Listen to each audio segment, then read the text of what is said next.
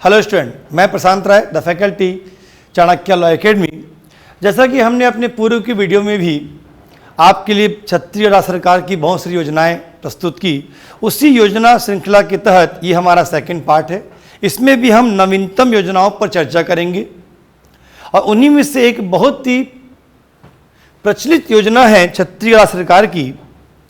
आपने bus stop में, कई जगह होर्डिंग्स में भी इन चीज़ों को ध्यान दिया होगा। छत्तीसगढ़ राज्य सरकार की एक बहुत ही महत्वपूर्ण योजना है मुख्यमंत्री नौनिहाल छात्रवृत्ति योजना। देखिए, सबसे इम्पॉर्टेंट ये होता है जब भी कोई योजना बनाई जाती है तो वो किसके लिए बनाई जाती है, किस प्रकार का लाभ प्राप्त होगा, इसको जानना सबसे महत्वपूर्ण होता है। छत्तीसगढ़ नौनिहाल छात्रवृत्ति योजना ये है क्या, तो आप ये जान लीजिए। छत्तीसगढ़ के जो मूल निवासी हैं, यहाँ पर जो निवासरत, जो निर्माण कार्य में लगे हुए जो श्रमिक हैं,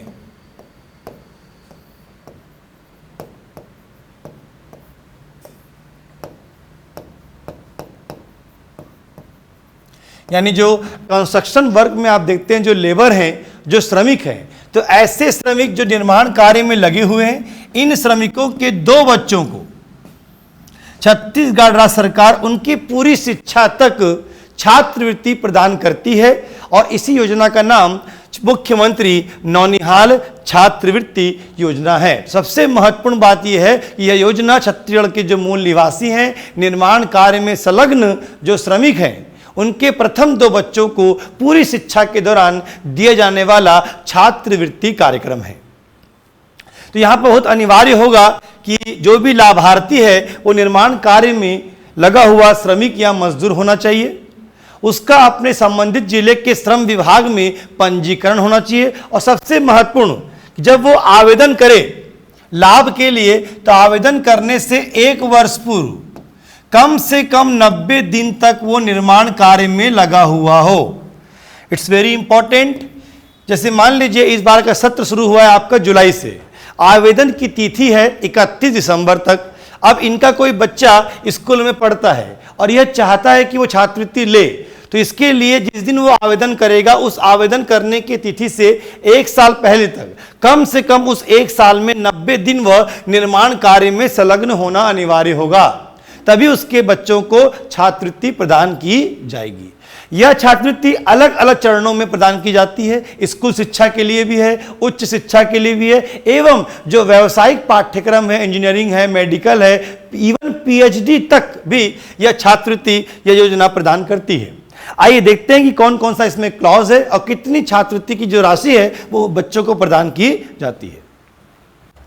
तो आप देखेंगे कि कक्षा 1 से लेकर 5वीं तक, यानी जो प्राथमिक कक्षा तक है, वहां पर ऐसे जो श्रमिक हैं उनका अगर लड़का है तो 1000 रुपये और अगर छात्रा है तो 1500 रुपये की छात्रवृत्ति प्रदान की जाती है। इसी प्रकार पूर्व माध्यमिक की बात की जाए 6वीं से 8वीं तक, तो यह धनराशि लड़कों के लिए 1500 रुपये एवं लड़कियों के लिए 2000 रुपये है। इसी प्रकार हम बात करें 9वीं 10वीं प्री मैट्रिक, तो लड़के के लिए 2000 और लड़की के लिए 3000 रुपये छात्रवृत्ति का प्रावधान किया गया है। इसके अलावा जो स्नातक, जो ग्रेजुएशन प्रोग्राम है, जैसे BA, BCom, BSc, even ITI, diploma, अगर ऐसा कोई कोर्स करता है इनका बच्चा, तो लड़के के लिए 3000 रुपये और जो छात्रा है उसके लिए 4000 रुपये की राशि छात्रवृत्ति के रूप में स्वीकृत की जाती है।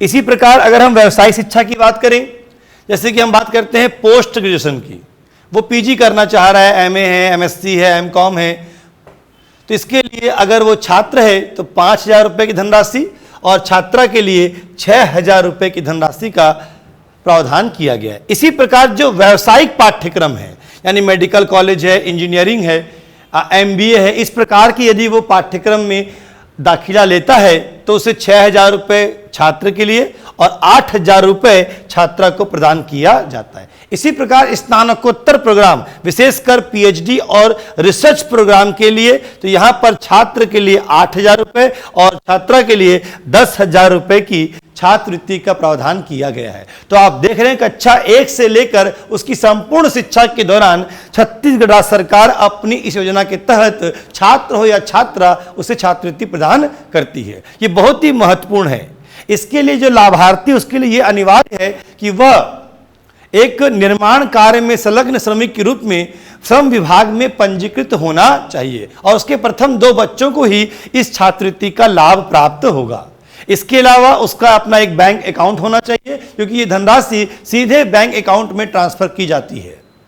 इसके लिए आवेदन ऑनलाइन किए जा सकते हैं। जो भी संबंधित श्रमिक है वह अपने जिले के निकटतम श्रम विभाग में जाकर आवेदन कर सकता है। आवेदन शैक्षणिक सत्र प्रारंभ होने से लेकर 31 दिसंबर तक किए जा सकते हैं। तो जिसकी लास्ट डेट है आवेदन की वो आपका 31 दिसंबर है। शैक्षणिक सत्र मुख्यतः जून और जुलाई से प्रारंभ होते हैं। तो अगर हम 16 जून ले लें तो 16 जून से लेकर 31 दिसंबर तक इसके लिए आवेदन भरे जा सकते हैं। धन्यवाद।